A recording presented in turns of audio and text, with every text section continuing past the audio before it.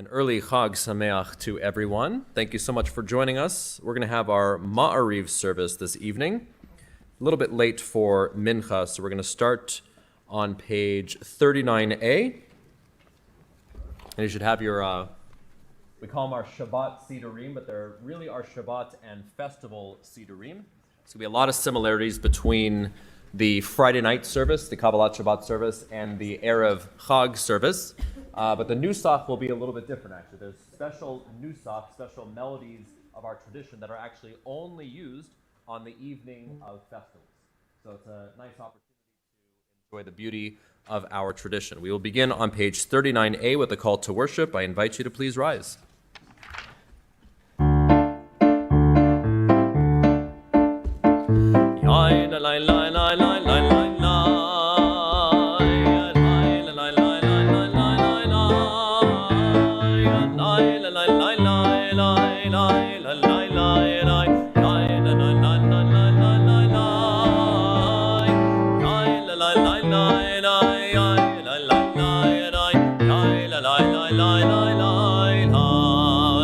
Barechu et Adonai HaMevorach Baruch Adonai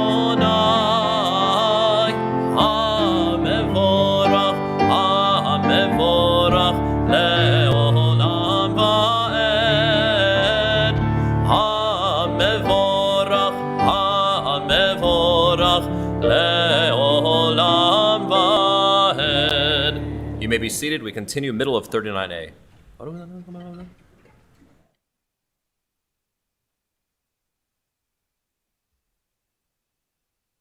ומעביר יום ומביא לילה, מבדיל בין יום ובין לילה, אדוני צבאות שמו, אל חי וקיים תמיד ימלוך עלינו לעולם ועד, ברוך אתה אדוני, המריב ערבים. Page 40, we join in Ahavat Olam.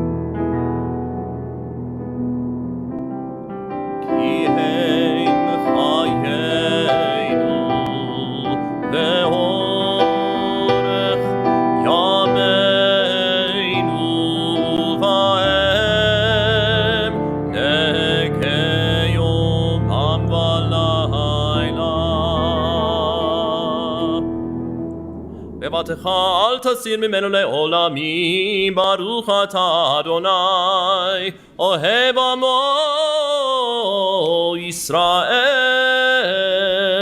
We join together in the Shema, page 41.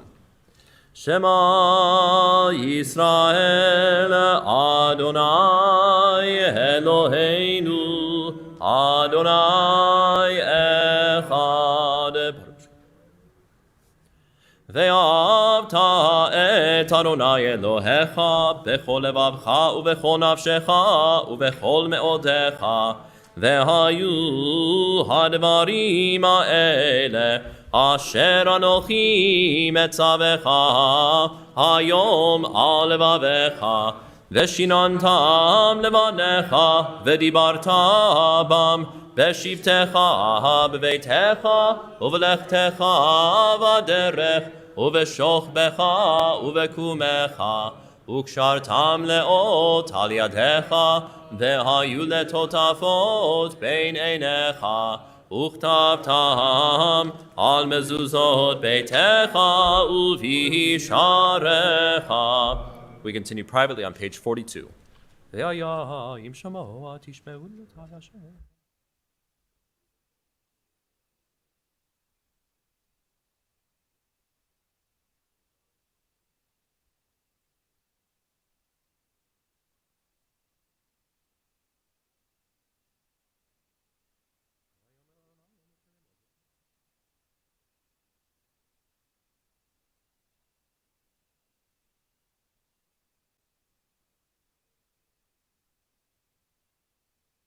למען תזכרו ועשיתם את כל מצוותי והייתם קדושים לאלוהיכם. אני אדוני אלוהיכם אשר הוצאתי אתכם מארץ מצרים להיות לכם לאלוהים. אני אדוני אלוהיכם אמת.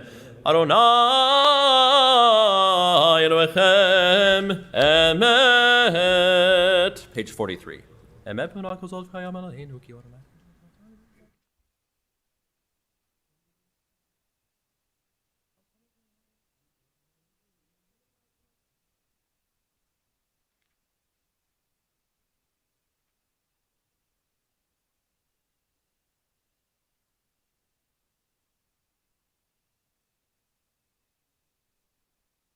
We continue at the top of page 44. ומלכותו ברצון קיבלו עליהם משה ומרים בני ישראל לכנו שירה בשמחה רבה ויאמרו כולם.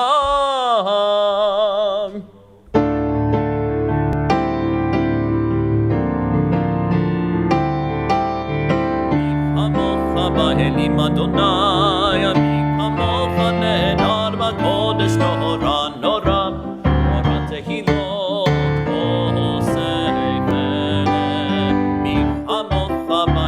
אדוני, מי כמוך נהדר בקודש נורא נורא נורא תהילות עושה פלא.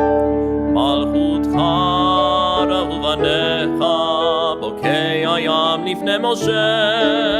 זיני זיני ענו ואמרו מי כמוך באלים אדוני,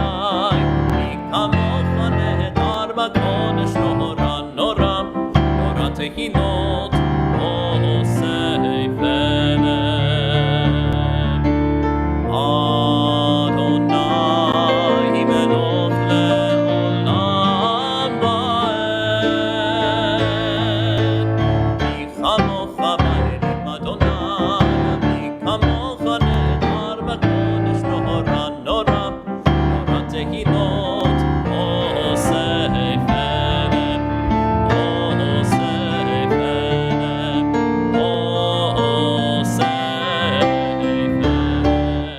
ונאמר כי פנה אדוני את יעקב וגאלו מיד חזק ממנו. ברוך אתה אדוני גאל ישראל. We join together in our evening prayer for peace. The Hashkivenu can be found on page 45.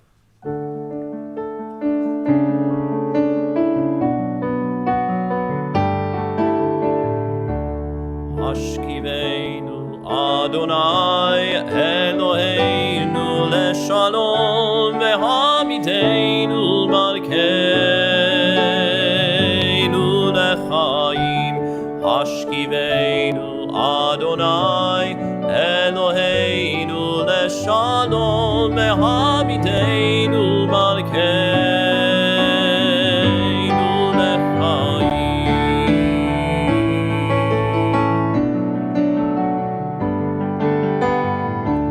השכיבנו אדוני אלוהינו לשלום והמיתנו מלכנו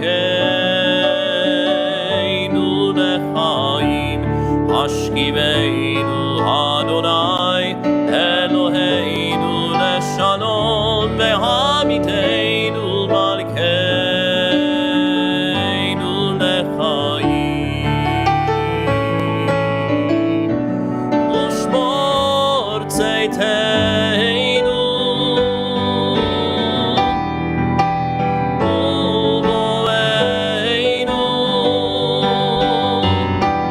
לחיים ושלום מעתה ועד עולם.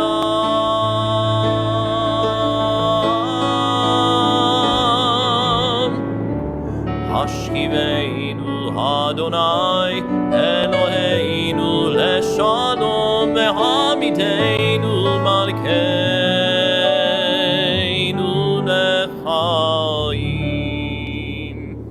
We rise, the second paragraph on page 46, the one-line declaration of our Yom Tovs, our festivals. וידבר משה את מודי אדוני אל בני ישראל. We remain standing, Chatzi Kaddish.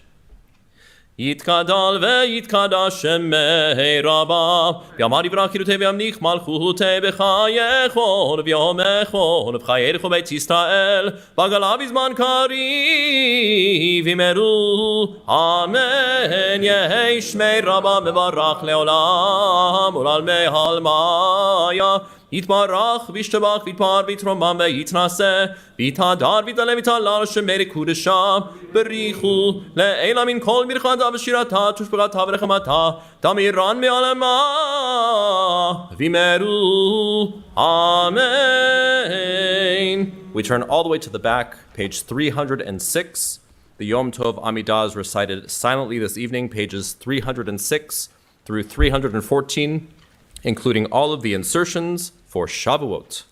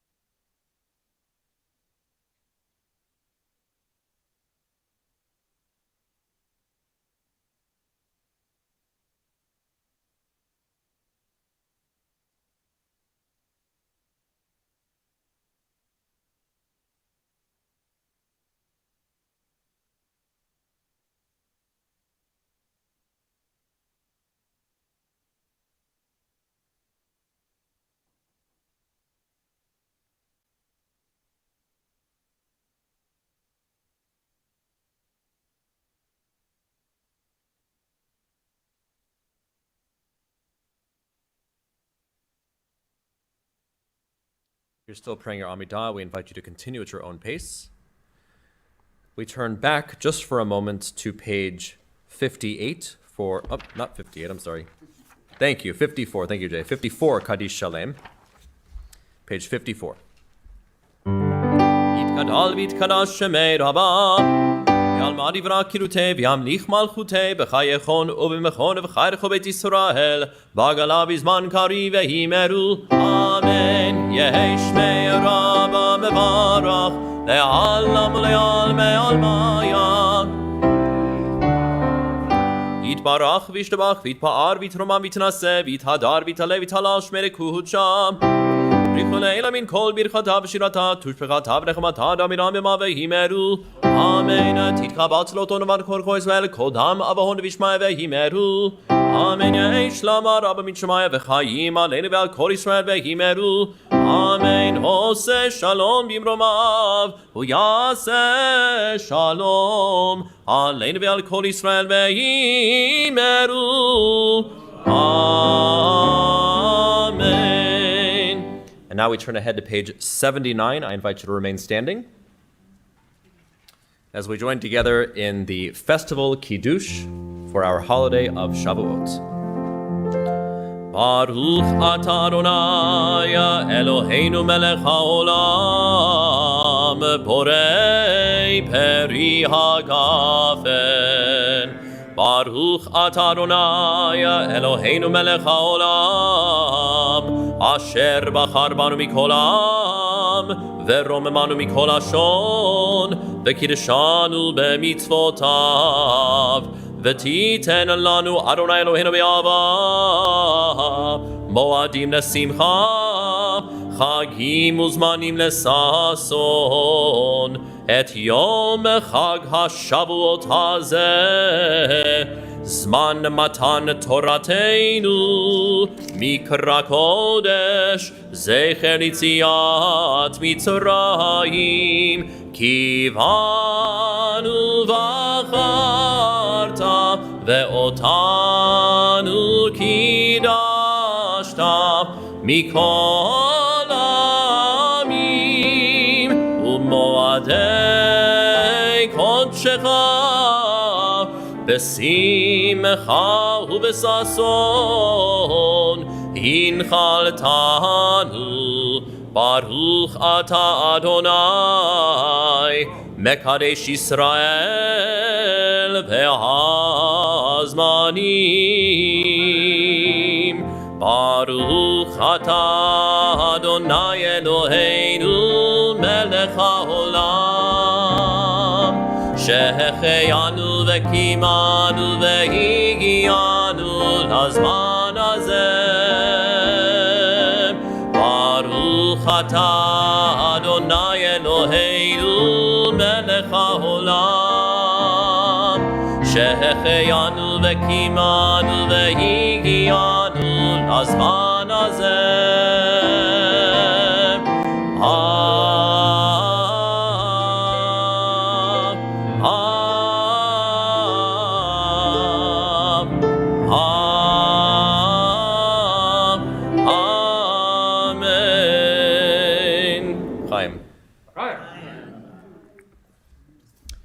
And we turn back to Aleinu, page 56.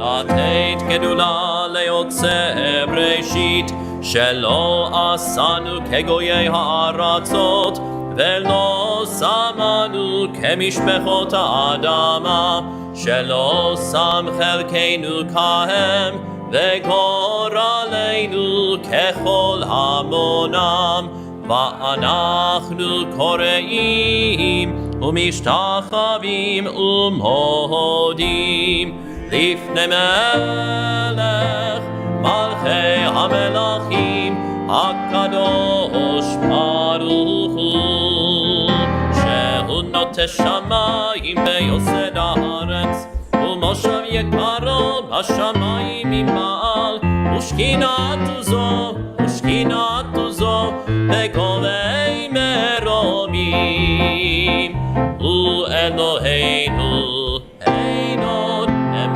מלכנו אפס זולתו, ככתוב בתורתו, וידעת היום והשבותיו אל לבביך. כי אדוני הוא אלוהים בשמיים ממעל, ועל הארץ מתחת אין עוד. הלכני גבל הרעי.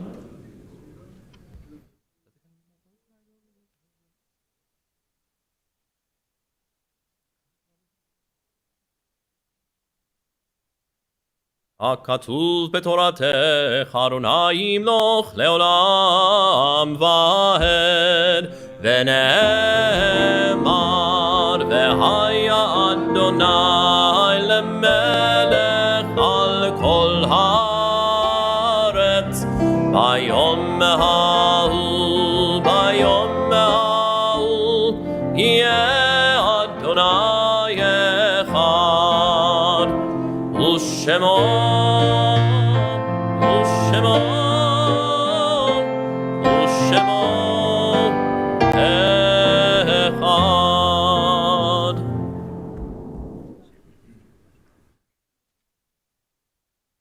You may be seated.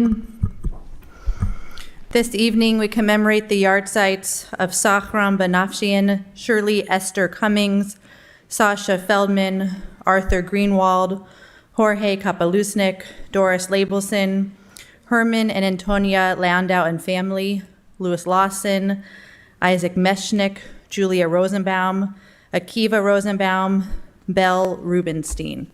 Are there other names to mention this evening? Please.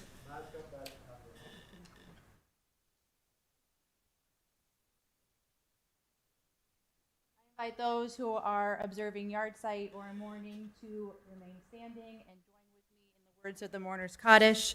We are found on page 58. Page 58. Yit gadal ve'yit kadash shemei rabbah ve'alma divra kerute v'yamlich malchute v'chayichon uvyomechon uvchaye dechol beit Yisrael ba'agala uvizman kariv v'imru amen. Yehei shmei rabbah mevarach le'alam olomei amayam. Yitbarach v'yishtabach v'yitpa'ar v'yitromam v'yitnaseh v'yithadar v'yitalev v'yitalal shemei dekudesha brichu le'ela min kol birchata v'shirata tushbechata v'nechamata da'amiran be'elma v'imru amen. Yehei shlama rabba min shemaya v'chaim aleinu ve'al kol Yisrael v'imru amen. Osei shalom b'imromav hu ya'aseh shalom aleinu ve'al kol Yisrael v'imru amen. May the peace in the heavens be extended here on earth, and let us say amen. Please be seated. Cantor Feldman. Well, let's end with some music before we get into the main meat and potatoes of the program. We're going to invite everyone to join together. Prayer for peace. Oseh shalom.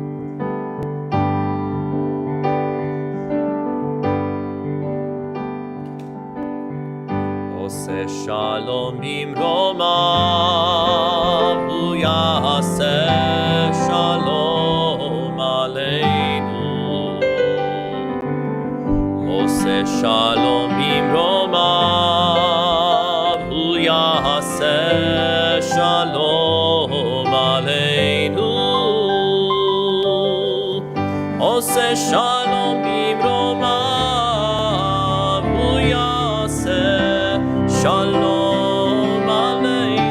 Yaseh, yaseh shalom, yaseh shalom, shalom aleinu. Yisrael, yaseh shalom, yaseh shalom, shalom aleinu ve'al kol Yisrael.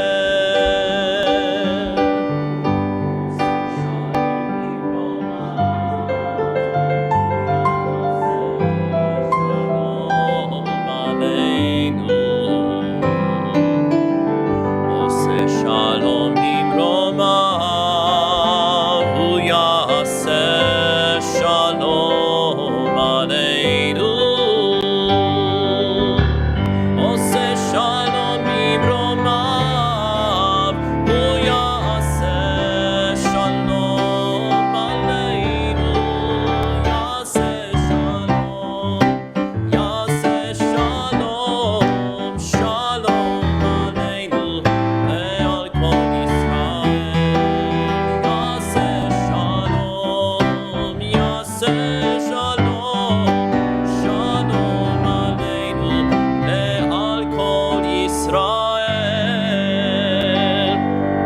Sameach, everyone. And just in case you have not had a chance to meet him, it's my pleasure and distinct honor to introduce Sinai Temple's new music director, Benjamin Fingerhut, on keyboard. And let this also be an invitation. I know you will always come on every single Shabbat, but this Shabbat will be very, very special. We have our Sinai Temple choir, professional choir, making their debut once more under the direction of music director Fingerhut, and he has rearranged so much of our music, the melodies that we know and love, and it's going to be a real special treat. So we hope you will join us on Shabbat. Chag Sameach.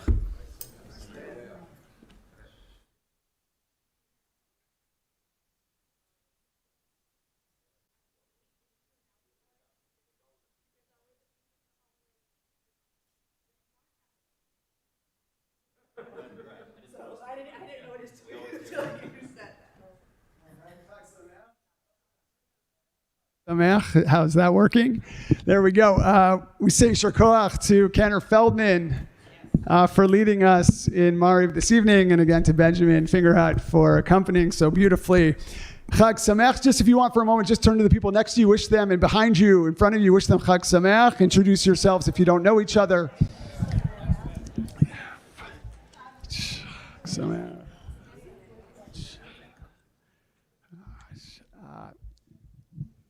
It's in a moment, it's my honor now to introduce Rabbi Lily Schwartzman. Rabbi Lily Schwartzman is going into her ultimate year of rabbinical school, her final year at the Jewish Theological Seminary.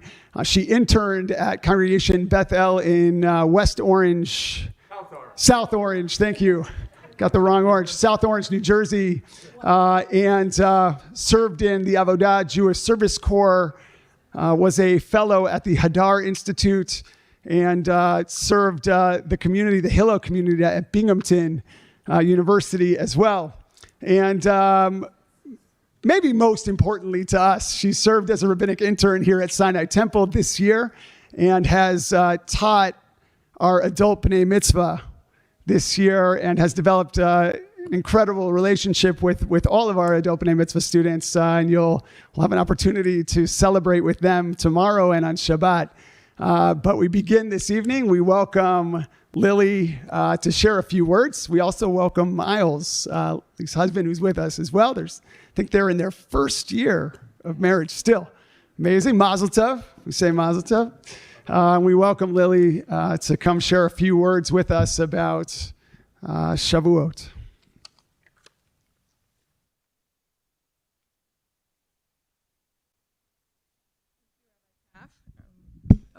It's a little better, I think.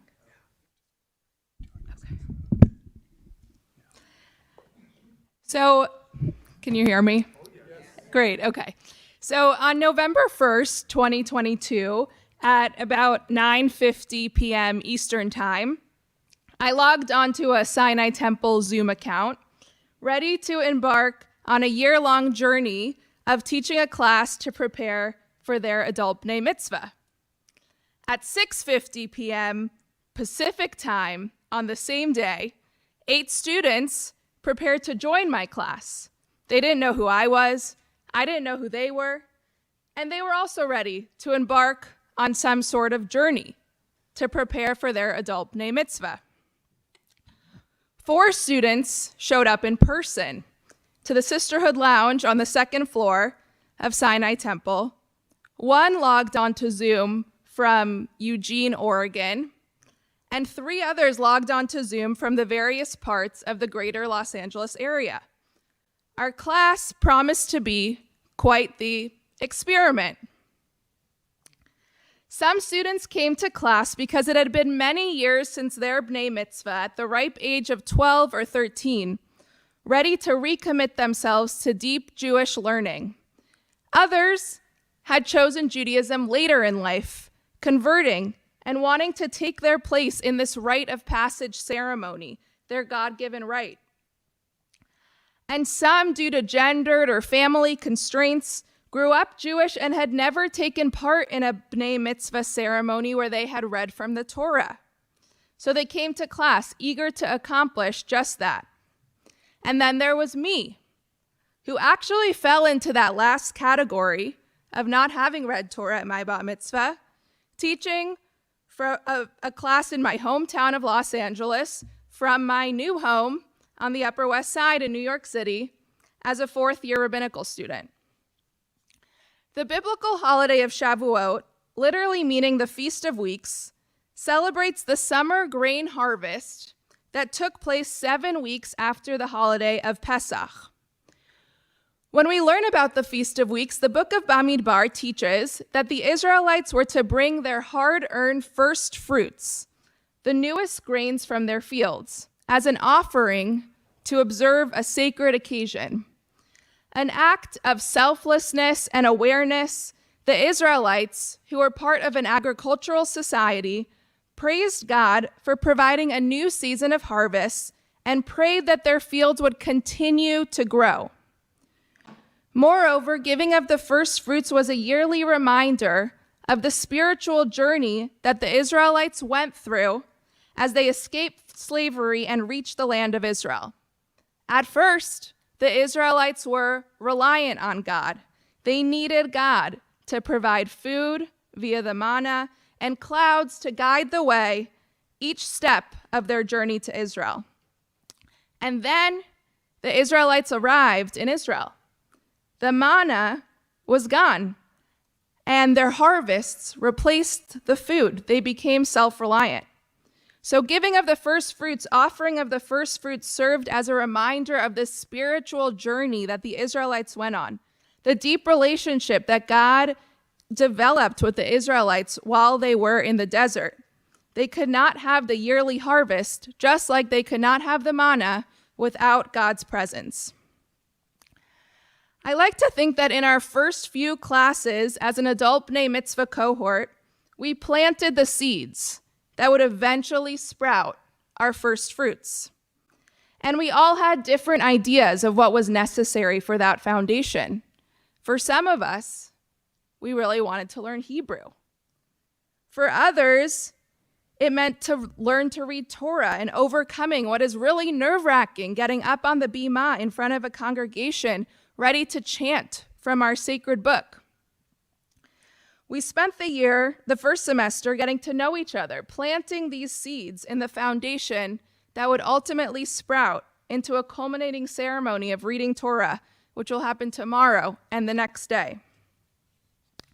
Though I don't think that we most often think of Shavuot as a holiday of first fruits, rather the celebration of revelation that took place at Mount Sinai, the moment that the Israelites received the Torah. The moment of revelation is extremely significant in our tradition. It's the moment that the Israelites learned all of the ways that they could fulfill the covenant with God, could serve God, and live by their religion. The book of Exodus teaches that on the third new moon, after the Israelites had gone forth from the land of Egypt, they entered the wilderness of Sinai. By this calculation, the Israelites were at the foot of Mount Sinai on the first of the Hebrew month of Sivan, just a few days ago, and they received the Torah on the 6th of Sivan, the day that we begin tonight, the holiday of Shavuot. Therefore, we celebrate revelation, the receiving of our sacred Torah, on the Hebrew day that begins tonight. The Sfat Emet, Hasidic master from Poland, teaches that on Shavuot, the Israelites drew near to God. God placed divine power in each soul of the Israelites, and the Israelites understood this divine power. We draw near to God so the Torah can be revealed to us yet again, and God draws near to us, allowing us to offer our fruits. In the course of the year of study, the adult B'nai Mitzvah class drew close to each other through learning, through caring about each other, and through listening to each other's deep and personal thoughts. Each week was an experiment of bringing new labor, new fruit to the work, as we dove into topics of tefillah, prayer, Torah trope, Bible study, and more. We challenged each other to gain aptitude in learning biblical and rabbinic texts, in understanding how rabbinic texts inform our practice today, and eventually how the text we will read from the Torah tomorrow and on Shabbat touches each and every student's personal lives. Most notably, on Shavuot, we read the 10 Commandments from the Torah, the exact moment that the Israelites received God's Torah. A teaching in the Jerusalem Talmud tells us that between each and every word of the 10 Commandments are the details and signs of the Torah, of all 613 mitzvot. On Shavuot, we read the 10 Commandments, according to the teaching in the Talmud, like a shorthand for all 613 mitzvot that are taught to us in our Torah. We may read few words, but those words hold our entire tradition. As we celebrate Shavuot as a larger community and as an adult Bnei Mitzvah class, we can see ourselves in between the commandments, the 613 mitzvot hidden between each commandment and uncovered throughout the Torah. We are the details and the signs of the entire Torah, embodying the Torah's imperative on us to keep learning it, to renew our learning of Torah, to enrich our lives with Torah. Torah always says more than it appears to say. It's an opening, like a chidush, something new, to bring us new ideas, new sources of inspiration, and new sources of strength. Throughout the year, I hope the adult Bnei Mitzvah class experienced Torah as this opening, and each student had the opportunity to feel immersed in the details and signs that Torah provides for us. Torah is forever within us. Its details, when not explicit, are for us to fill in.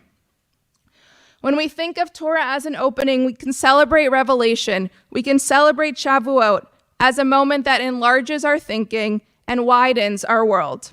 Shavuot gives us an opportunity to open up, just as God opened the Torah to the Israelites, and God's echo was heard by all, near and far. On Shavuot, we expand a new echo of Revelation to bring more details into the fold through learning, through prayer, through rejoicing, and of course, plenty of cheesecake. May this Shavuot be one of opening, of hearing new echoes, and of expansion. Chag Sameach.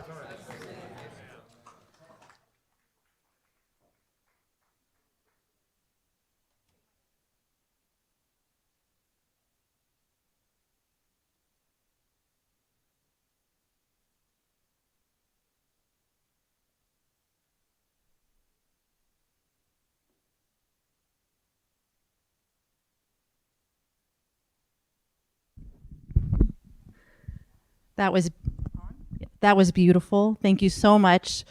You have been an incredible source of inspiration for our community and certainly for our adult B'nai Mitzvah class. And tonight, I couldn't imagine a better kavanah to begin the evening in which we ask ourselves, how do we renew ourselves with God and with Torah and the Jewish community? And you provided that beautiful opening for us. Thank you. So I have been given the distinct honor of introducing Rabbi Chaim Seidler-Feller. You can see his his bio in our source sheet. I'm not going to read the entire bio for you. The two main highlights from the bio: Rabbi, Director Emeritus of UCLA Hillel, Senior Scholar of Shalom Hartman Institute of North America. But now I'm going to share how I know Rabbi Chaim. So when I walked into Rabbi Chaim, what was the name of the building? The religious center? The University Religious Conference Center at the bottom of Hillgard. So we didn't have a Hillel building. There was no Hillel building. When you go on Hillgard, there was this kind of 2 or 3 rooms that we inhabited, all of the Jewish students at UCLA. So I walked into Friday night services because that's what you do when your mom says, it's Friday night, go to Shabbat services. You don't know anyone, go to Hillel. I walked into one of the rooms and I saw the gentleman in the back sitting and davening, his hands clasped together, his eyes closed, singing, davening, Yedi Nefesh.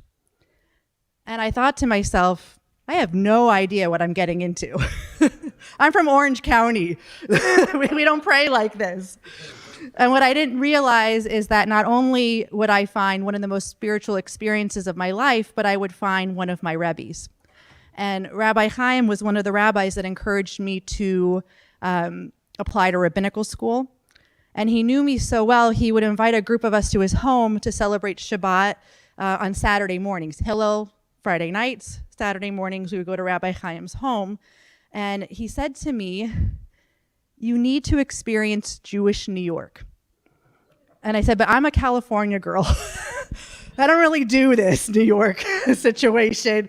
And he said, "No, I know you, Nicole. I really want you to get out of your comfort zone and go experience what Torah is on the Upper West Side." That's what you said. Do you remember? That's what you said. And I took him seriously, and I applied and decided to spend 5 years at JTS, and I'm so thankful that I did. And not only did he push me in a beautiful direction for my career and my rabbinate, I don't know if you remember this, and maybe you do this with other people, but Rabbi Chaim would continue throughout the years. He would leave me a message or we talk on the phone, and he'd always ask, "What are you studying?" Nicole, what are you studying? And I just want us to hear that question tonight, because that should be the question we're asked of ourselves every Shavuot. What are you studying? How are you enriching your lives with Torah? How are you enriching your lives with a renewing relationship with God and the Jewish community? So I hope that you will help me welcome one of my Rebbes who will help us study and open our hearts, minds, and souls tonight, Rabbi Chaim Seidler-Feller.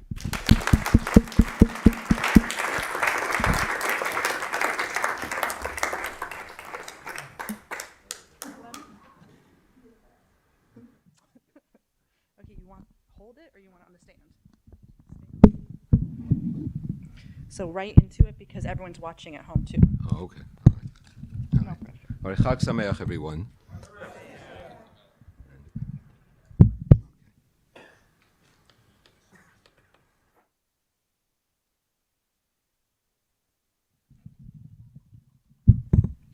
Does everyone have a source sheet? Please share if they're not sufficient.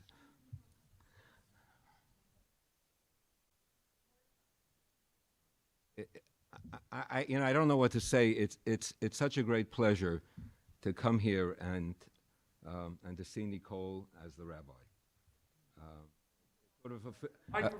It's a fulfillment. It's a fulfillment of a dream for both of us. And thank you for your introduction, for reminding me what I said. That happens later in life, They quote back to you and they tell you these things that you completely forgot that you said. And they actually sound wise, Right. We'll carry on a conversation later. So I just want to warn you, and there are some people here, Sonia and Bruce, who just returned with us. We just returned from a trip to Poland. And I've actually been traveling for the last month. I was in Portugal with a group, and then we were in Jerba for a few days. We happened to be in Jerba for Lag BaOmer, which was our great, that was the reason we went, and that was the day of the incident. There was a terrorist incident at the synagogue in Jerba, and then we went to Poland. So we've had a month, a very hectic month, and I'm looking to sort of be revived by my teaching. Actually, I do this in order, you think that I'm doing this for your sake. I'm doing this to sort of revive myself a bit through learning tonight. I do want to start with a little Shavuot teaching, since it seems to me that that's desirable. There's a wonderful Vort, we would say, a sort of it's not Hasidic, it's pre-Hasidic teaching, medieval teaching, that has to do with the numbers of letters in the Aseret HaDibrot, in the Ten Commandments. And I'm not sure which version, whether the one in Exodus or in Deuteronomy, but lo and behold, they add up to 620 letters. Now, of course, you tell me, if you have 620 letters, what would you say, at least the great part of those letters, what are they the equivalent of? What do they represent? 613, the 613 commandments, all right? But then you're left with 7. And it turns out that the last 7 letters of the 10 commandments spell the 2 words, Asher l'reacha, unto your neighbor. And this is, when you see something like this, it's really serious. The numbers are not relevant. The numbers are only a gimmick, right? They're a key to opening up an understanding. And the understanding is fundamental. That Asher l'reacha, unto your neighbor, those 7 letters are the foundation of the entire Torah. We heard that from Hillel, right? You all know that. That the ve'ahavta l'reacha kamocho are from Rabbi Akiva. So I just want to emphasize this. We're going to be learning tonight, Shavuot is celebration of Torah. I think we forget sometimes that really what it's all about is about us and our behavior. It's not about God. And in fact, God is more concerned with us, and should be, because we're the ones who need God's concern. And that's sort of the theme of what I want to get to this evening. All right, so Chag Sameach, and the author or the person who quotes this idea is Isaiah Horowitz in a great work called Shnei Luchot HaBrit, the 2 tablets of the covenant. You can find some sections of it translated in a number of different places. There's a whole volume of his introduction that's translated in the classics of Western spirituality. He was a great mystic, a great rabbi. He was a rabbi in Prague for a while. He went to live in Israel. He was a rabbi in Jerusalem and in Tzfat in the 16th century. Okay, but now we're getting to the 21st century, and we're going to talk about the nature of God, and we're in trouble because the belief in God or relationship to God is not something that I think is very popular. In fact, a number of years ago, there were what I tended to call, I think others called them, the 4 horsemen who attacked God. I think one of them, one of them intimately. Well, I forget he was a grad student at UCLA. Harris, yes, Sam Harris. Sam Harris. I tried to get to speak to him. I had some messages to him, and then his agent called me. And his agent wanted to know that if he talked to me, would it help him sell books? So I couldn't help him. I couldn't help him in that regard because I wanted to bawl him out for talking, because he really didn't know Judaism. He knew the Bible a little bit, but he didn't know Judaism at all. But Harris and company, there was what's his name? My mind. Hitchens and Dawkins and Dennett. All right. They attack the idea of God. And one can understand their attacks on God. They saw a rising fundamentalism, and maybe more importantly, and this is an issue that we have to contend with today, and that is religious people who fighting against science. It's a real threat. It's a threat to your lives. We don't understand that, but to the extent that science has helped us extend our lives and deal with our illnesses, it's endangered by people who struggle against the basics of science, including stem cell research, which is essential. So I just want you to know that religion has been smeared by not only by people who are anti-religious, but I think by religious people as well. Now, however, I want to enter into this fray, and I want to tell us why God, or why a conversation about God, having some sense of God in our lives, is so vital. A young author, Jonathan Merritt, wrote a book a few years ago called Learning to Speak God from Scratch, Why Sacred Words Are Vanishing and How we can revive them. And he came from the South. I think he was a Baptist, and came to New York City, sort of shocked by that very city that I told Nicole that she had to that she had to go spend time in, and he saw a sort of a change over that surrounded him. People didn't use the word God at all, something that he was accustomed to from his own background, and he started to think about this. And what he came up with was really interesting, because he was able, through a computer analysis and through some work that was done by some psychologists, to establish a correlation between a decline in words associated with moral virtue and a decline in the use of or reference to God. I'll just give you some data. Over the course of the 20th century, there was a 56% decline in words of compassion in public articles, in newspapers, in published matter that could be searched, right? There was a 52% decline in humility words, and there was a 49% decline in gratitude words.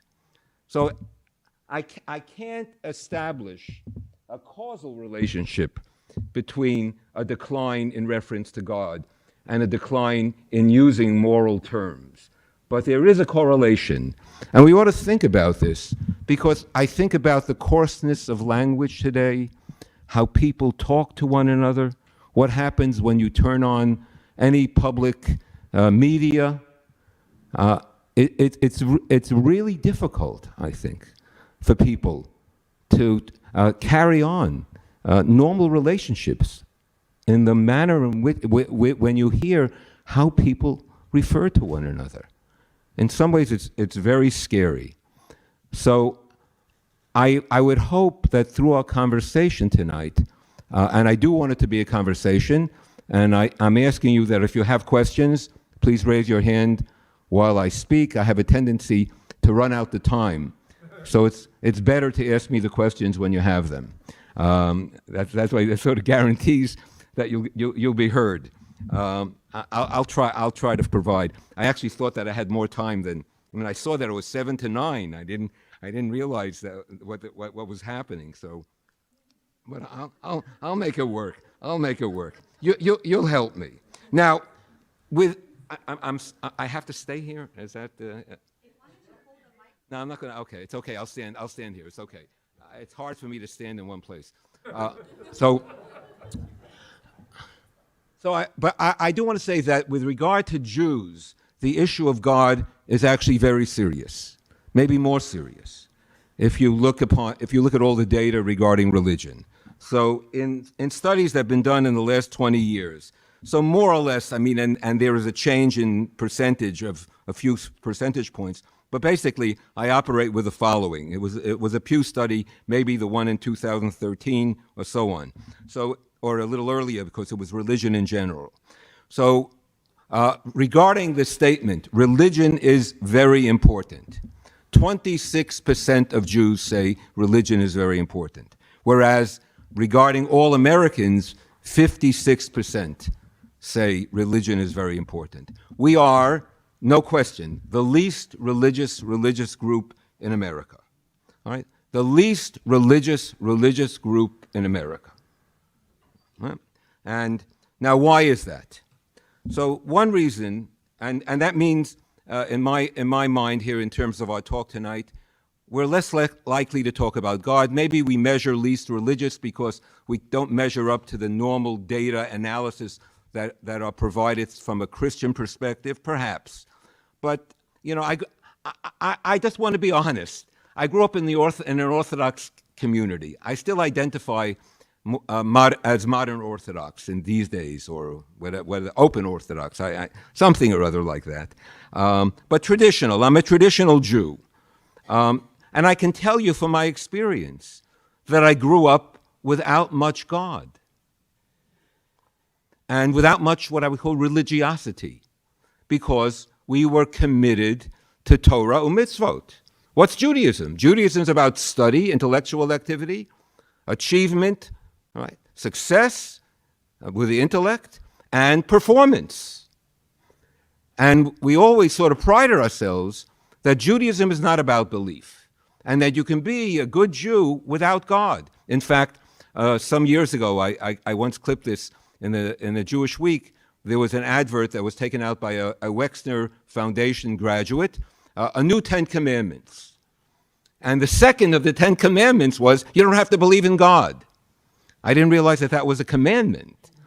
I mean, it may be a fact that people don't believe, but it's a commandment that you don't have to believe in God. So, ad kedei kach. And you know that there are all sorts of Jewish, I don't know what to call them. They're on the radio, some of these guys, and they mouth this idea all the time, that Judaism is about actions and God is not relevant, basically. You don't have to believe in God. A very influential talk show host on the radio says these things all the time. So that's a real problem, number one. Number two, why do we have an absence? So the first reason is because we emphasize intellectual achievement and performance, and not the inner life. Number two, of the previous generation, I'm not talking about my generation necessarily, but our teachers and our teachers' teachers, as the rabbis that we studied from, they were impaired, or they raised a generation of impaired rabbis because the teachers didn't open themselves up to their students and didn't share with the students their own theological struggles. Wouldn't you imagine that some of your teachers had problems believing in God? Wouldn't it be important for your religious instructor to take you on the journey and share with you their own dark nights where they were struggling with faith or with whatever belief is all about? How would they expect you to be able to transmit that to a congregation if the students never heard it from their own teachers? So in that generation, you know, you've heard of the N-word or all that. There was the G-word, right? And that was a word that was not spoken by rabbis in the synagogue or talked about or taught, the God word. And then finally, what I want to say is that the reason that Jews have difficulty with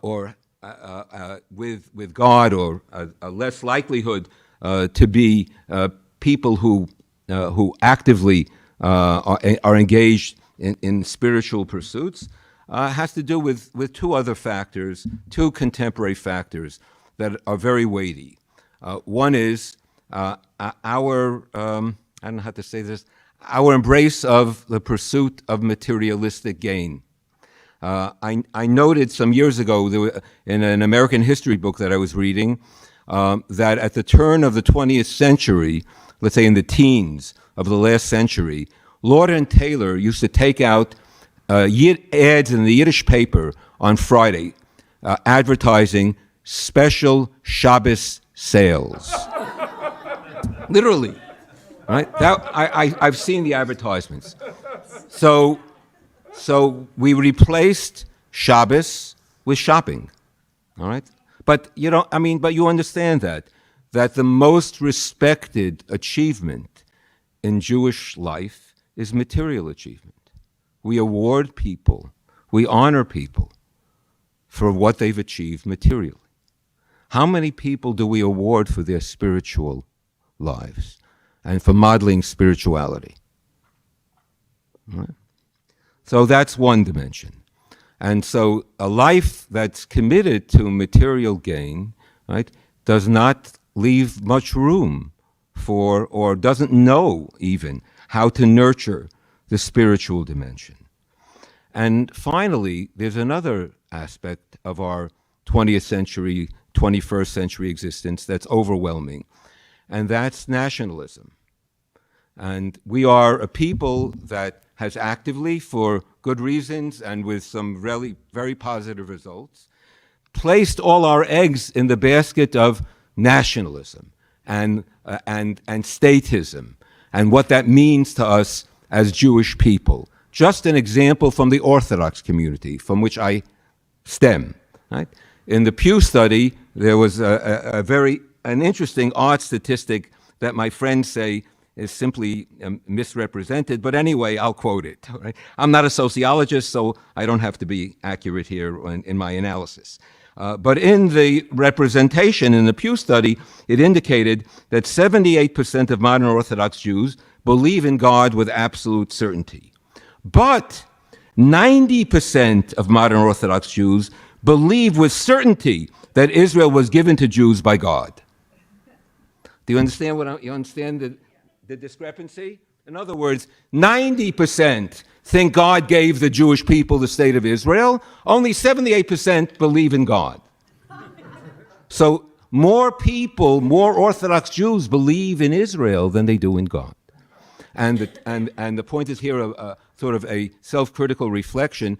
The holiest moment in the modern Orthodox prayer service, anybody know? Can anybody? I don't know if you frequent the modern Orthodox synagogue. Is Slicha? Well, you would hope maybe the Amidah, maybe the reading of the Torah. Anyone guess? The prayer for the state of Israel, because that's when everybody is quiet, and everybody stands quietly. So there's been a sort of a transformation that's occurred in terms of a hierarchy of values in Jewish life, and it seems to me that that religion in the religious community isn't valued, sort of what we would call religiosity, a relationship with God, which I'll come to in a moment. In fact, within the Orthodox community, it led to a very interesting analysis by a leading member of the community, an article and commentary about, it must be maybe 10 years ago already, called Social Orthodoxy, a new phenomenon. Orthodox Jews who are totally observant, who are not really religiously committed, but maintain their orthodoxy because it nurtures, it's conducive to social cohesion and to maintaining identity and sustaining the community and the family. And so religion then has a functional value within this setting to preserve Judaism. And indeed, Orthodox Jews are successful in that regard. Much more successful than the other groups of Jews today, which is something that we here should take very seriously. What's happening to liberal Judaism? But that's another question. Okay. You won't invite me back for that one, I don't think. Okay. Now, just a few more words. Why is this a problem, this absence of God and religiosity? So if indeed the Judaism is what distinguishes Judaism is a commitment to the study of Torah and performance of mitzvot, then we have to ask, even though there may be many answers, what does mitzvah mean, commandment, without God? How do you think about mitzvah? I mean, there are ways of thinking about it, but at least you have to deal with this question. All right, so that's one thing. Secondly, and this I think is very important, part of the revolution, theological revolution of Judaism, is the gradual abstraction of the God idea. Between the book of Exodus, even though this is not necessarily a historical issue, but we can see some, at least the way the Torah is laid out, it suggests to us the development. Between the book of Exodus, which says, and you will build me a tabernacle, and I will dwell within it, and meaning God will dwell within the tabernacle, right? And the book of Deuteronomy, where it says, the place where my name will dwell. We have a gradual process of the substance of God being transformed from the being to the name. That's a process of abstraction. That's very helpful in terms of understanding the refinement of religion, so that religion itself is not engaged in a type of materialism. Without this notion or these teachings about God, all we're left with is the material realm and its seductions. Right? I'll take your question in a moment. And we're bereft of the tension between spirit and matter. And I think that which is essential. And finally, I'll take your question in a moment. Without God, then ethics are only personal. And we know what type of world that results in if ethics are only personal. We'll discuss this a little bit more, I think, a little bit later. Your question, please. Doesn't this process of abstraction start with the golden calf? The golden calf, what? The golden calf is sort of the opposite. What I'm suggesting is that God was willing to hang out with the Jewish people until they went off the rails. And then this process that you're talking about starts from there. Yeah, all right. So what happens? I'm going to repeat the question. So the question is, right. If I understand correctly, the process of abstraction begins after the golden calf. That's what you're suggesting. But so one of the things that we do think is that, at least the way the Torah is constructed, that the building of the tabernacle might have been a concession to the golden calf. So you want a golden calf, all right? So in fact, I will allow you to have a place where you can begin to think about my presence. All right. So there is this notion of taking God's presence with them. Right. But what I'm saying is that you're right. As the journey through the desert, right? There's a further refinement, because you can imagine. Think about this, the way it's structured out. That in the desert, we really have the opportunity to focus on the non-material dimensions of existence, both in terms of our own selves, right, and the divine, right? So and that's why throughout history that people seeking a spiritual connection actually go to the desert. The hermit goes to the desert, and you have since it's Shavuot night. And people have been reading the Torah.com had an article on the Therapeutae. There was a group of Jewish spiritualists in Philonic Egypt, the first century, and they were basically an ascetic sect of Jews. They didn't survive too long, but neither did the whole community in Alexandria. That's another question. All right, but it's an interesting point that you make about the process and what happens. Okay, so how do we move on? And that's, by the way, apart from the issue that we all have, and that is, it's hard for us moderns to imagine that God intervenes in history. I would challenge you to be able to represent to me some, I don't know if we definitive example of God acting in history. It's really foreign. That language is foreign to us. There's what's his name? James Kugel wrote a book about the psychological development of the God idea from antiquity to modernity and how we think about God in our lives. So it seems to me that we need to be able to develop a new language. And that the old framework simply is not effective and doesn't work for us. So let's start learning together. Okay, turn to your sheets. You all have texts. I need one of them. I think I have one. So the first text is on page 1. It's based on an interpretation of Moses' encounter with God at the mountain, and Moses begs God, importunes God to know God's glory. And God says, you cannot know me. You will only see me from behind.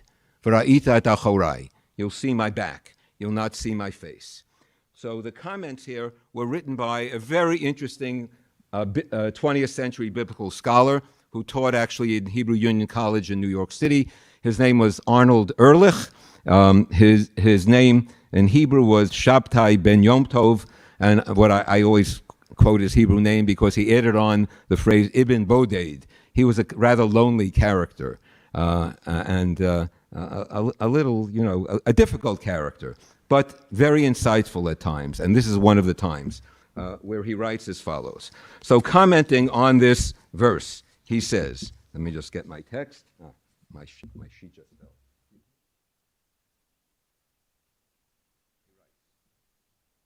If these words have a hidden meaning, I know it not, since I have not apprehended God's secrets. So first of all, he says, this is not a mystical text. We can understand what this text is all about. It's not something remote. What I see in them is reflected in the words of a German sage. The German sage was Lessing, who wrote, if I were standing before God and truth was held in God's right hand, and the search for truth in God's left. And God said, choose one of them. I would choose the search for the truth. This is one of, I think, a really profound and great teaching. Why would he choose the search for truth and the search for God rather than the knowledge of God with certainty? Why? He's going to explain, but I want you to think. What would happen to us if we knew God? What would happen? You wouldn't be? I have trouble hearing. So. It wouldn't be a mystery to us. Okay, all right. But I want more than that. It wouldn't be a mystery. What about ourselves? If we knew God, what would happen to us? We would. God. We cannot know God and be human. We can't know. We would not know who we are as a people. We would not know who we are as a people. All right, we wouldn't know who we are as a people, but we wouldn't know who we are as humans. Life is a journey, a quest. If you're there at the end, there's nothing to do any longer. Life is all about uncovering and discovering and growing. It's about struggle. I'm sorry to tell you, it was a blessing that we left the Garden of Eden. That was a blessing. It's presented as a punishment so that we can preserve the memory that once we were at one with all, so that we can quest for that oneness in the world where there is no oneness. So we have a memory of that oneness. It's presented as a punishment because indeed, we are lesser than the oneness of being. But in terms of our humanity, we couldn't be human if we remained in the garden, if we were in God's presence all the time. We have to be questing. We can't know for certain. All right, so maybe that's the basic principle that I should transmit tonight. It's not going to help us progress, but at least it'll give us a baseline. Let's read a little bit more. Because he says it all. A similar teaching is articulated in the Mishnah. Better one period of teshuvah, that's right, of return, of repentance, of repair, and good deeds in this world than all of life in the world to come, right? Because all of life in the world to come is spent without any growth, without any change, at least in this understanding of the world to come. We live as human beings because there's an opportunity, because we don't know yet what we can be. And there's more that we can do. And we can actually have an impact on the world around us and make it better. Right? We don't accept sort of a fatalistic notion that it's all set. They taught this because one who arrives at the truth and attains eternity rests from his or her toil, since he or she has arrived at his or her destination. We're there at the end. There's no growth any longer. There's no change. There's no, and by the way, and we become complacent because we think we're there, right? We need to know, we need the tension of knowing that we're not there yet. But one who strives towards something lofty and exalted, his or her effort is more rewarding than the reward itself. So too is it with regard to knowledge of God. It's the process, right? And God's ways. For if a human being attains the highest level above which there is none, what will he or she do afterwards?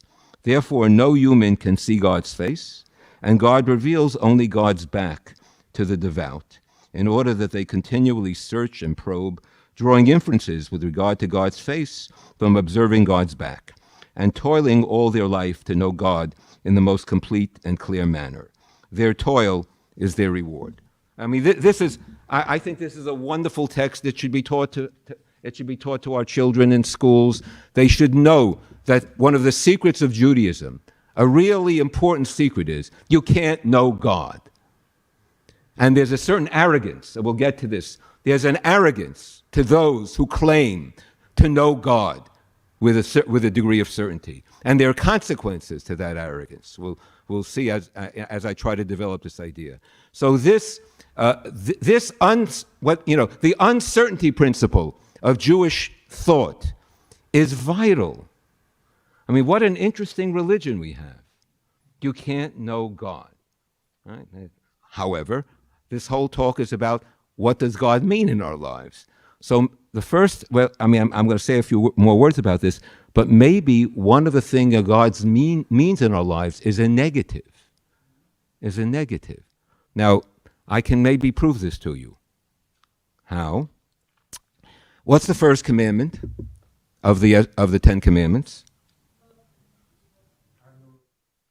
What's that? Maybe, but that appears to be a statement. I mean, I could work it out as this commandment, but all right, but it's a statement. So if that's a statement, what becomes the first commandment? You shall have no other gods. So the first commandment of the commandments is there are no other gods. What does that mean? I'm going to translate it, give it my own translation. It means you are not God. You don't know who God is. I don't know who God is. I can't know with certainty. We just read that in Ehrlich. What I do know is you're not God and I'm not God. And that the minimal stance of Judaism in the world is, one, that we reject the notion that someone can know God with certainty. We progress with a certain degree of doubt, of searching, of journey. It's essential to our religious tradition in terms of how we develop. Question?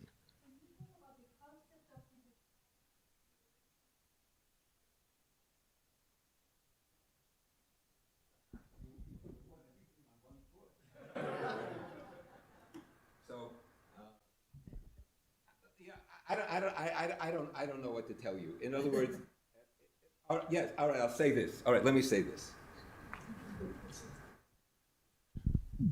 Since you raised it, then I would say that the Messiah presents a similar problem, because the Messiah suggests a human being with divine characteristics, at least in the popular mind. And I think that essentially, at least as a person, the messianic idea is at base idolatrous, because it attributes ultimacy to a human, if people see it that way. I would be able to have a conversation with you about the messianic time, what humans can do to create that, and in light of Ehrlich, you already know that the Messiah is something we are searching for, we are questing for, we are trying to bring it. It's only people who are impatient, who are, in some ways, I'm sorry to use the term, childlike, who feel compelled to declare that the Messiah is here. You got to learn how to wait. Judaism is about waiting. Our friend Leon Wieseltier wrote an article and spoke something called a passion for waiting we have. Because waiting is not impassive. Waiting is active. We believe in active waiting, in doing as we're waiting, in changing as we're waiting, in improving as we're waiting, but never declaring that we're there. That's the idea. Right? It's always something that we're questing for. And that keeps us human. It keeps us, it helps us maintain a degree of sobriety in our religion. Because people who are passionate about religion sometimes imagine things about themselves and God and about the world around them that can lead to a lot of trouble and difficulty. So the tradition imposes upon us our humanity. I mean, we are blessed and cursed with this humanity that doesn't allow us to assert perfection. Yes? Yeah, you're not getting me there now. I mean, but that's part, in other words, why don't you see it in the same terms, the world to come. It isn't here yet. right? It's something that we're trying to, right, to build towards, or it's another dimension of being. I mean, but it's not part of our discussion tonight. Okay? Okay, thank you. Okay, all right. So in our attempt to tease out a notion of God, so I want to say that the first dimension of God, as I would present it to us, is God as a limiting factor. God means where we are not God. That's primarily how I would understand that. The attempt by any human being to assert that they're divine or have divine qualities is the most aggressive form and crass form of idolatry. And we only know, right, all of us know, historically, kings declare themselves to rule by divine right. There are officers of government alive today who claim some sort of infallibility or divinity. We've even had one here in the United States. No, I mean, you have to shudder. I mean that. This is not politics. This is humanity. This is the basic of Judaism. You have to shudder when a human being begins to talk that way. That's evil personified.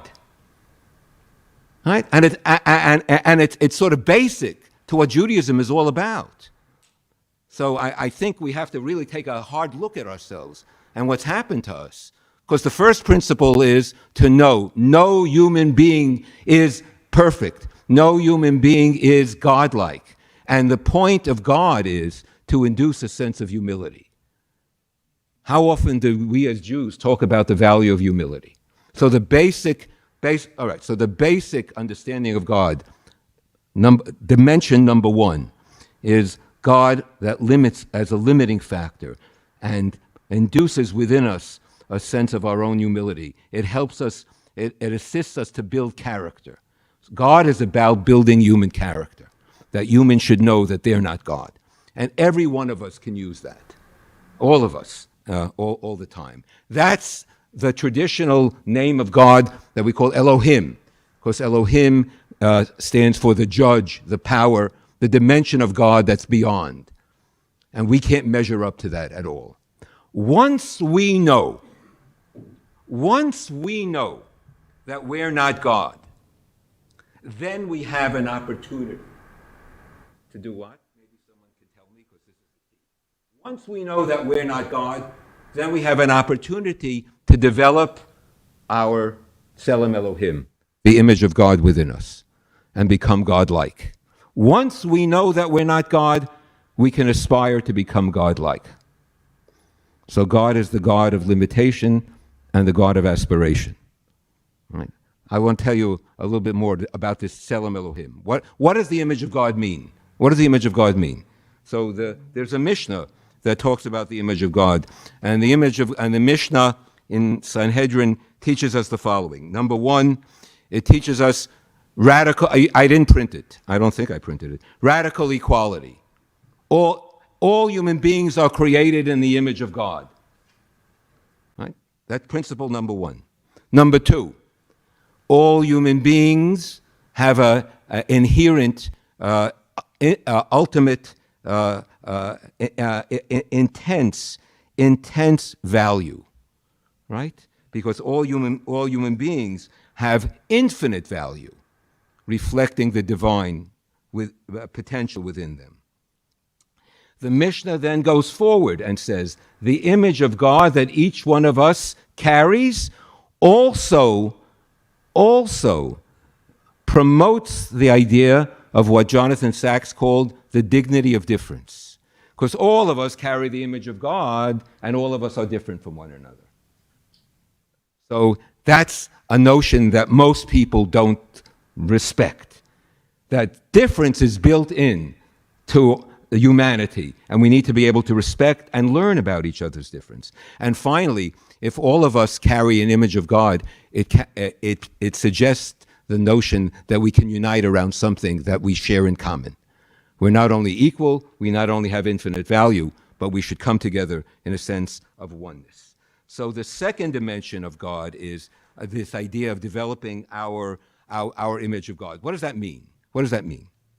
It means that in the world that we live, remember I said that I haven't noticed that God is intervening in history, in our history lately? So how do we see God in the world? How can we see God in the world if God is not intervening in history? Louder? Through human behavior. We carry God's image. God depends on us. God's not acting, but God's image can act in the world. So we become God's agents.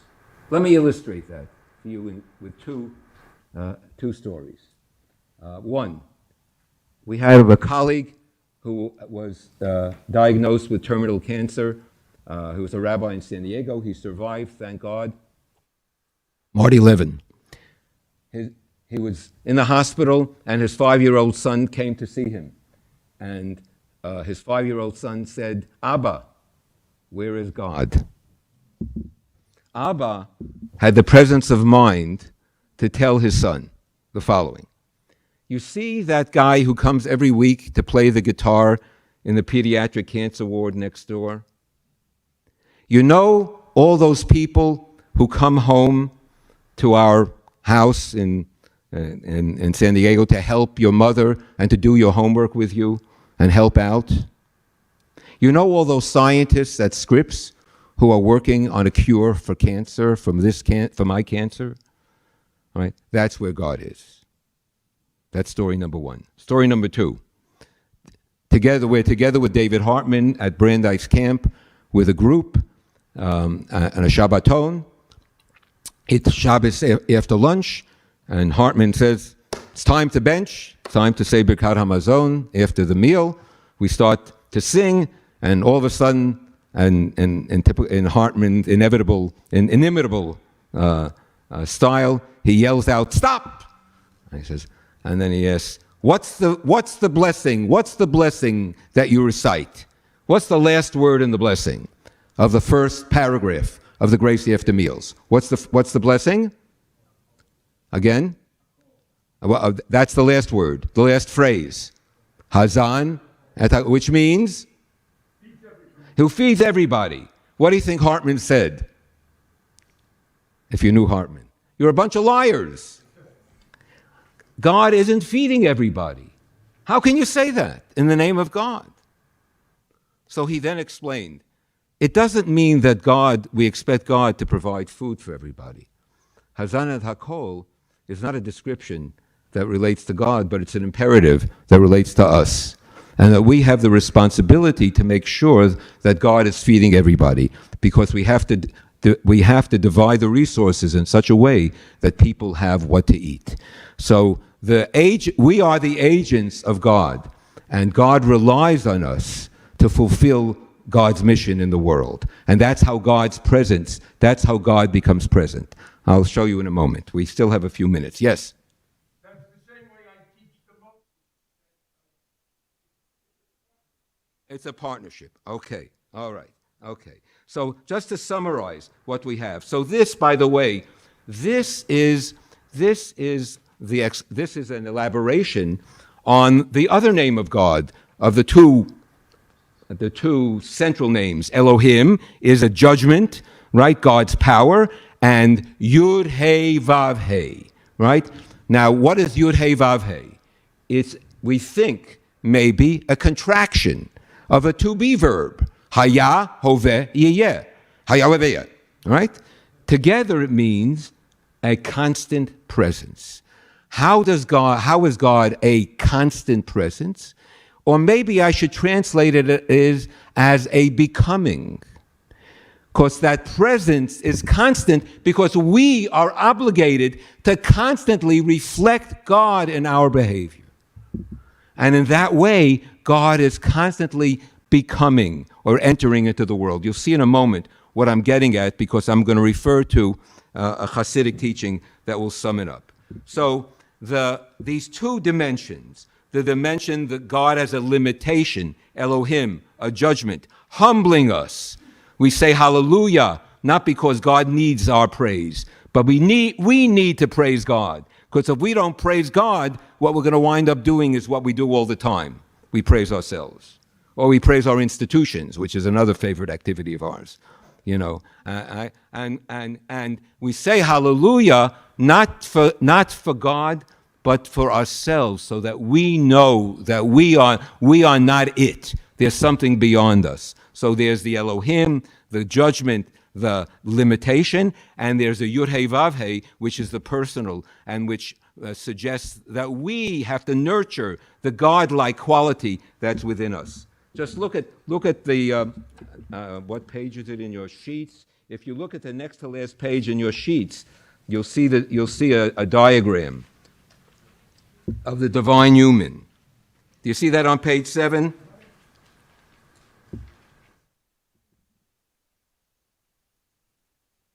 You all see that?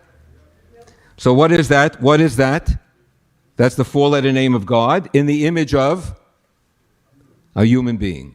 All right, so that's the point. We have to embody God, reflect God, so that people who see us will say, there's an image of God. That's what's called, the rabbis call Kiddush Hashem, sanctification of God. Sanctification of God is not martyrdom.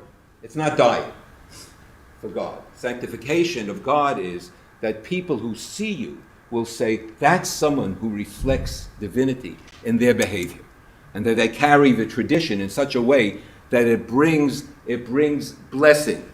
It brings blessing into the world.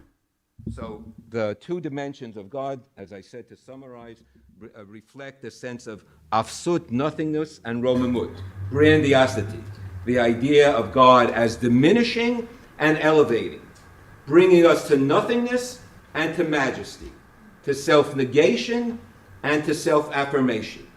Elohim as the God of limitation, and Yud Hey Vav Hey as the God of aspiration. Now, there's a final text. We're not going to be able to read it. Let me tell you what it says. It's a Hasidic text. It was written by Rabbi Kalonymus Kalman Epstein, who wrote a work called Ma'or Vashemesh, the Illumination and the Sun. He was a rabbi in Krakow in the early part of the 19th century. He was a student of the Jose of Lublin, of the great Hasidic masters of the second generation, Elimelech of Leshens. And he was bothered by a classic question, and numerous questions. What did God mean when Moses petitioned him to know God's name when Moses first met God? Because Moses said, I'm going to go back to the people and say, God wants you to leave Egypt. They're going to say, who's this God? What's his name? So God says, what is God's answer? What is Moses supposed to tell the people? You remember the phrase? Eheyeh asher eheyeh. So think to yourselves, what kind of an answer is that? You know, it literally means, well, it could, in many Bibles it says, I am that I am. I find that to be mostly in the Christian Bibles. In the JPS, it offers us the possibility, I will be what I will be. But that's not a great answer, right? You know, people say, why should we follow you, Moses? Who told you this? Moses, oh, God told me. What's his name? I will be that I will be. No? All right. Would you go? All right.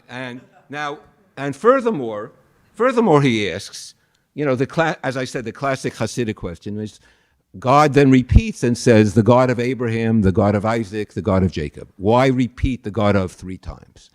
So Ma'or Vashemesh says the following, that every one of our ancestors had a God idea that they inherited from their parents, or what I would say the classic God idea, plus the God idea that they nurtured on their own, that reflected an essence within themselves. Each one of us has an essence. Each one of us has a perception of the world, a spiritual perception, if we allow ourselves, all right, to develop that. Each one of us comes from a different angle. And the point of the God of was to teach us that every one of us inherits a teaching from our tradition, and every one of us is obligated to try to develop their own sense and their own understanding, and to bring that to bear. And as a result, God is always becoming, because God is never fixed, right? Because the way we perceive, there is a fixed idea of God, that's the tradition. But there is the dynamic idea of God that's a consequence of our own encounter, of our own spirit that we introduce, that we bring to bear on this idea of God, that we nurture, that we see as a special quality within ourselves. And the potential there is for infinite possibilities. I will be what I will be. God is not yet. God is becoming. The message to the children of Israel, that at least in the Hasidic mind, was, I am bringing you freedom, because it's the freedom to think, to develop, to renew yourselves, to always develop a new quality, to understand that life is not limited. Even at an older point in your life, you have the possibility of growing and thinking of a new angle, a new understanding, a new quality that you want to bring to bear on your life, on your understanding of your obligations to the world. And in doing so, what you're doing is you're growing God's presence in the world. You human beings, you bring God into the world. You nurture God. The critical aspect is God is not finished. The God project isn't finished. It's right? It's a work in progress. And we are the engineers, in some ways, of this task of unfolding God's presence into the world. In Egypt, there was only one person who knew with certainty who God was. Who was that person? Pharaoh. That's what I wanted you to know. That's the key. Because Pharaoh, who knew God with certainty, right, he then perpetrated in our story the great evil. Because he was God. He could do whatever he wanted with all the resources, with all the people. He ruled. Absolutely. And the God idea, in part, very important part, is an effort to make sure that no human being can rule absolutely. It's a very important, Nicole asked me not to talk politics tonight. You know. So, As long as you said that I told you. yeah, okay. That's why I said it. Okay. So I'm not talking I'm not talking politics. I'm talking worldview, because it has nothing to do with any individual. It has to do with how we look at the world. Right? We are Jews. Jews are iconoclasts. We tear down idols. And human beings who assert their own divinity are setting themselves up as idols. That's the lesson in Egypt. So Pharaoh was the only one who knew for sure. Certainty, in some ways, the religious teaching of Ehrlich and the result of what I'm presenting here is that the assertion that we know God with certainty is a form of idolatry. What is necessary religiously is what a friend of mine calls the development of epistemic modesty, in terms of the world of our knowledge, to understand that our knowledge itself is limited. We're human beings. We have to be modest about our claims, about what we know.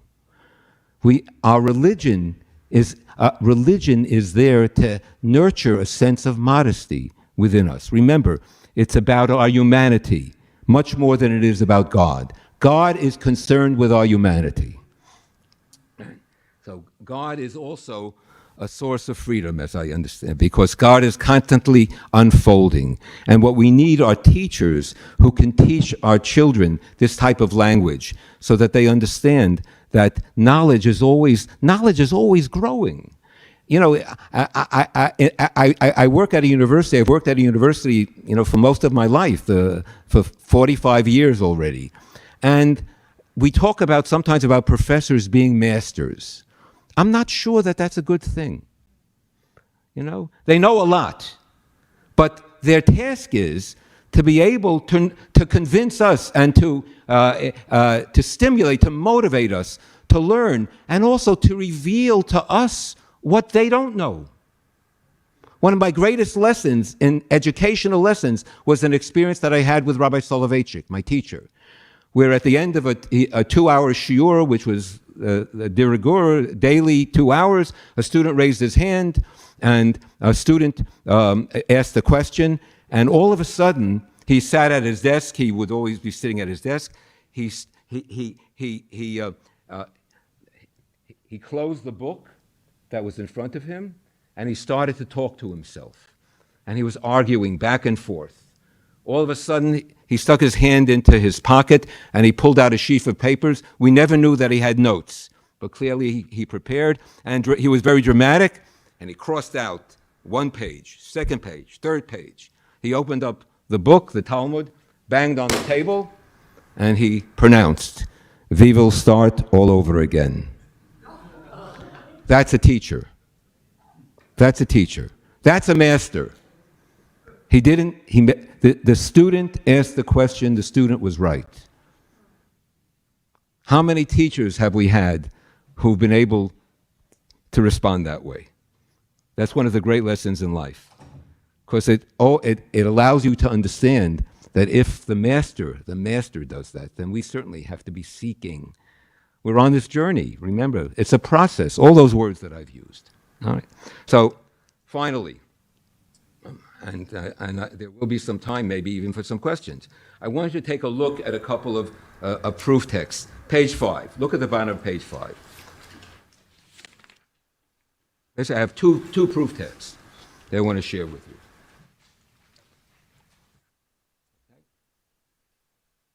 Proof text number 5 at the bottom of the page. It's a midrash on a verse in Isaiah. Va'atem edai nu'um Adonai. You are my witnesses, proclaims God, saith God, said the Lord. Va'ani el, right? And I am God. Kisha'atem edai, when you are my witnesses, ani el, I am the Lord, I am God. Ukshe'enatem edai, when you're not witnesses, ein ani el, I am not God. Kivyachol. I mean, it's not there, but as if to say. All right, you understand? The Midrash says, we are responsible for God's presence in the world only if we attest to God. How do we attest? How do we testify to God being God?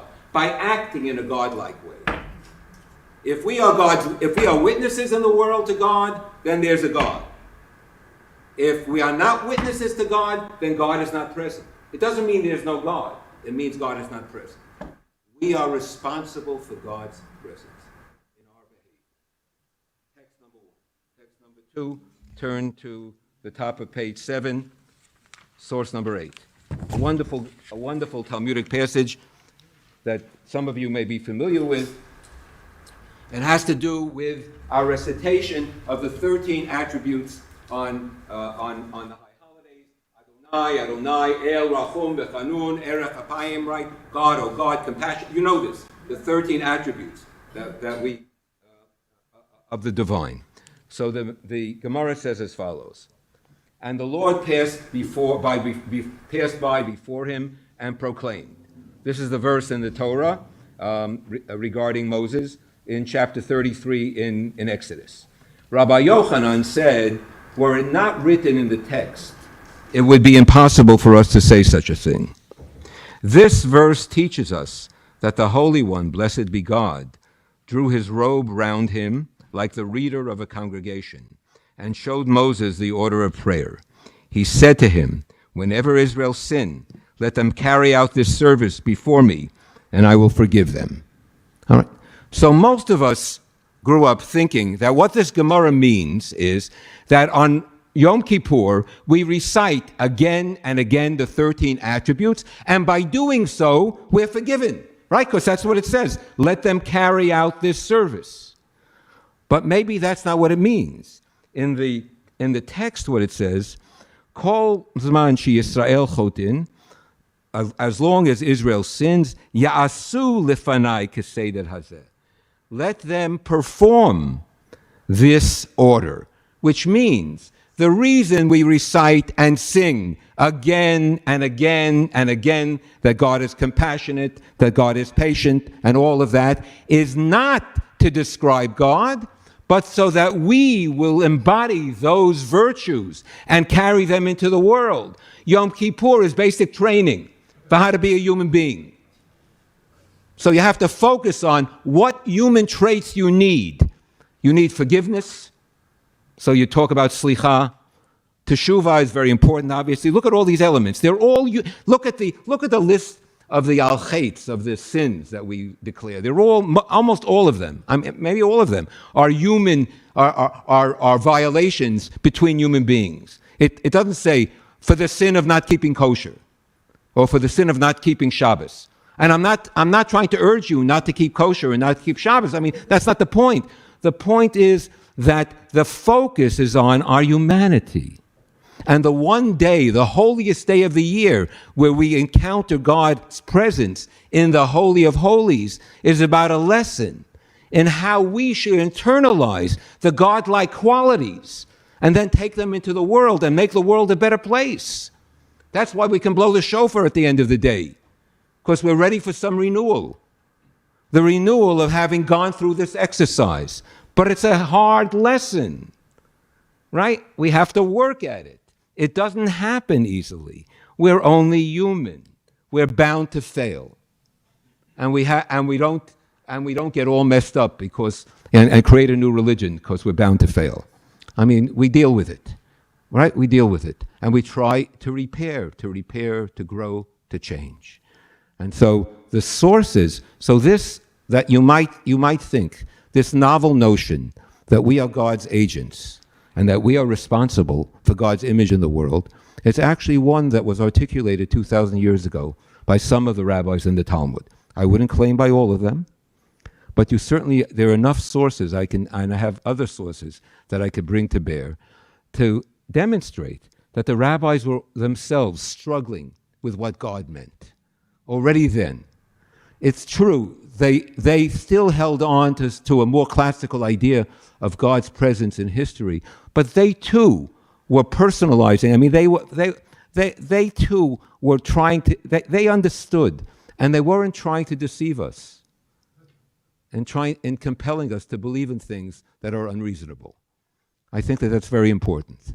Religion can't work if it requires that we believe in things that are unreasonable. That's another religious tradition that says, I believe because this is absurd. We don't say that. We reject that idea. I hope, most of us. Okay. Any questions? I mean, we have a few minutes. Any questions? I do want to conclude. Okay.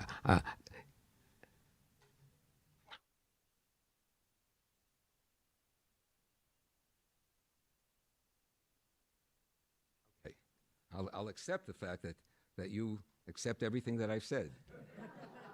Okay. No, so just to summarize, so what I've said is that there are two dimensions to the God idea. The first dimension is we're not God, and that God is about humbling.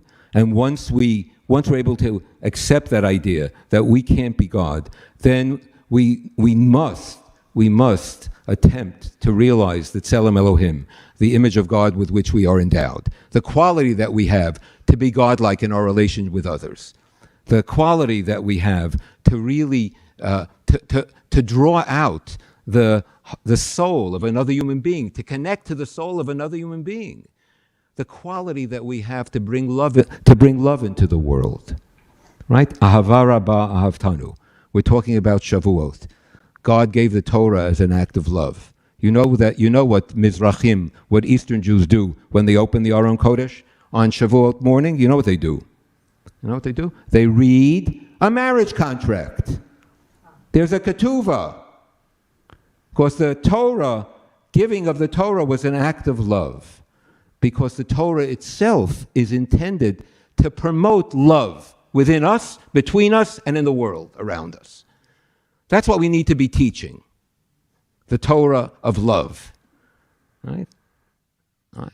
So, just to conclude, and here my friend Art Green quotes Heschel, and he writes as follows. From Heschel, I learned what it means to live as the image of God. His most important teaching to me, one that stays with me every day, concerns the second of the Ten Commandments. Why are we forbidden to make images of God, Heschel asked. It is not because God is beyond all images, so that no image could possibly depict God. If that were the case, he argued, images would merely be harmless, right? Right? That's not why. In other words, you can't be forbidden to make an image of God because God has no image, right? God doesn't need that law, right? Why does we need a law saying that we can't make an image of God? Says Heschel. And he says, God has an image, and that is you. One of the, if not the last book published by Heschel, was a book of translation of his poetry. The title of the book is God's Ineffable Name, Man. God's ineffable, unpronounceable name, man. All right? It's a group of poems that Heschel wrote in Yiddish. Heschel wrote Yiddish poetry in Warsaw and in Vilna, and continued, I guess, although we have the poetry from his early life. You may not make, says Green, interpreting Heschel, you may not make the image of God because you are the image of God. The only medium in which you can make God's image is the medium of your entire life. And that is precisely what we are commanded to do. You have to make yourselves into God's images. You have to work on it, as I said, so that people who see you in the street will say, there's a God's image. If you can imagine someone saying that. If we can change the discourse and the way people think about one another and what they think is significant, right? Everything you do, everything you say, each moment and the way you use are all part of the way you build God's image. To take anything less than a full living human being, like a canvas or a piece of marble, and call it the image of God would be to diminish God and to lessen God's image.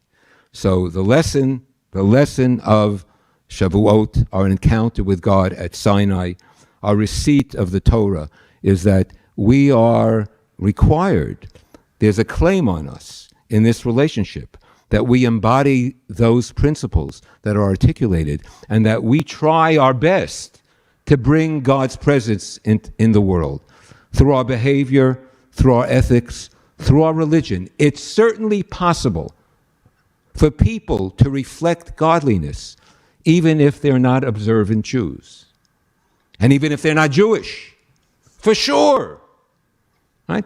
Because it's about virtue. And religion becomes a delivery system for our learning how to aspire to a life of virtue. So we're invited through the revelation of Torah together to pursue this life and hopefully to change the world around us for the better. We certainly need it. Chag Sameach.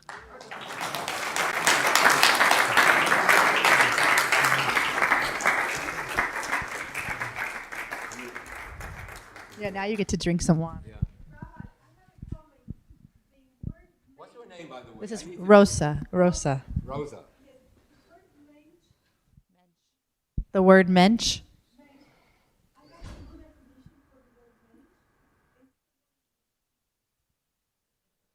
Ah, very nice. Everybody knows Mensch, and everybody thinks that's, even on television. No, everybody knows. So the question is, why does everybody know Mensch?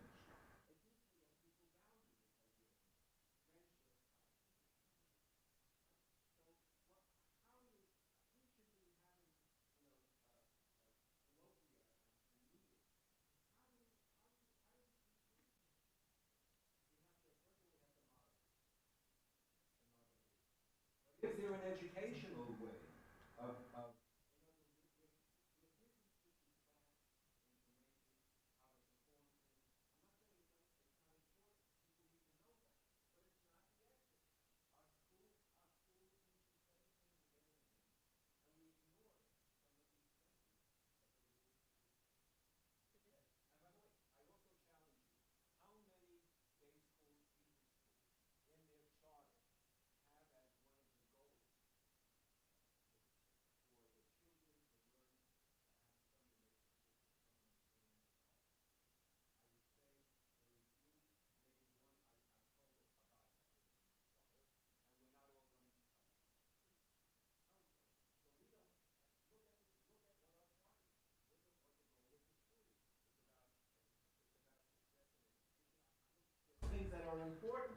but there's some things that I'm missing. I don't know whether our chart is, our school, whatever.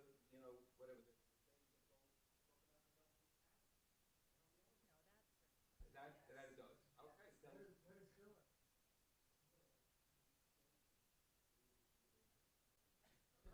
But we have Hillel as our model. He said, But Rabbi Chaim, faithful unto you, do not unto others, right? We do. is this I not think the we have to end. but is this not the Musar movement? Excuse me? Wouldn't you say this is the Musar movement? Yes. So in the 19th century, in Lithuania, a movement developed for ethical piety. In an interesting way, I sometimes think of the Musar movement. Musar meaning ethics and piety. I think of that as the Talmudic, the intellectuals' Hasidism. In other words, because the Hasidic community, in its origin, also tried very hard to focus on character, and certainly they dealt with people who were many people who were down and out, and they provided them with community and so on. And there was a great emphasis. On love within the community. So the Muslim movement was an attempt to bring to intellectuals a pursuit of character.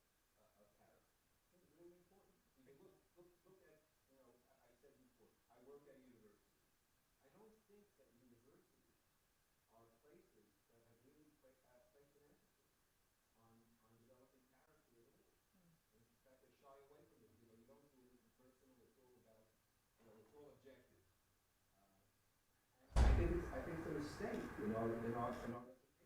Look what the result is in the world around. I just want to give permission for those that need to go that there's cookies and dairy cookies right out here in Hall of Builders. I also want to thank our program director, Amanda Harrison, for all of her hard work. Next year, make sure there's cheese. And I want to say, I want to let people ask some more questions, but I also just publicly want to extend our gratitude to Rabbi Chaim for a beautiful, beautiful lecture. And I hope everyone heard, as I did, the lessons of both humility and the imperative to be agents of God in this world so that we can bring God's presence in this world, as you certainly did tonight. Thank you. And I don't want that to mean that for those who want to answer questions, and if you're willing to continue engaging in conversation. Chag Sameach, everyone.